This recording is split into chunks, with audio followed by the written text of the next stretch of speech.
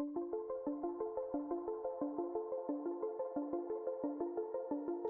the northern corner of Alaska, there's a small town of 5,000 called Barrow. It's the northernmost town in America, and the only way in or out these days is by airplane, as the town is surrounded by hundreds of miles of tundra. Yet even here, the furthest corner of the US, the opioid crisis has hit.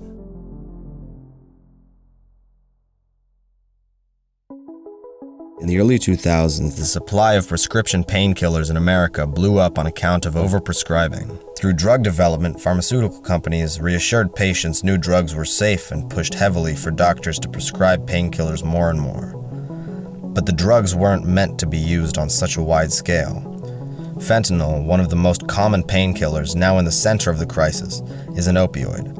Opioids are a chemical class that includes most prescription painkillers, but also harder drugs like opium and heroin. The pain relief and numbness is high in both pills and needles, and the effects were catastrophic.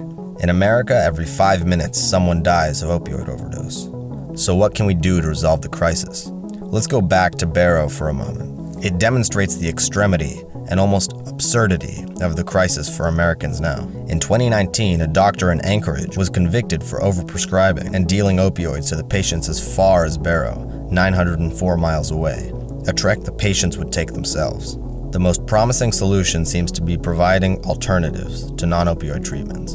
The reason why opioids have stayed in the ring for so long is because of how effective they are at treating pain and their wide availability.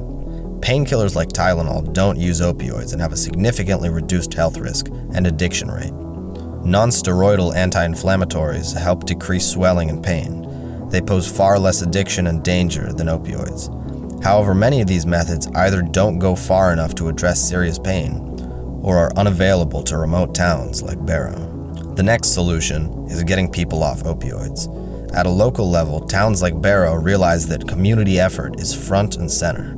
For a place as small as this, there are briefings, meetings, and education about the crisis and constant shows of public outpouring. But larger and more costly treatment plans still remain far too costly for smaller communities.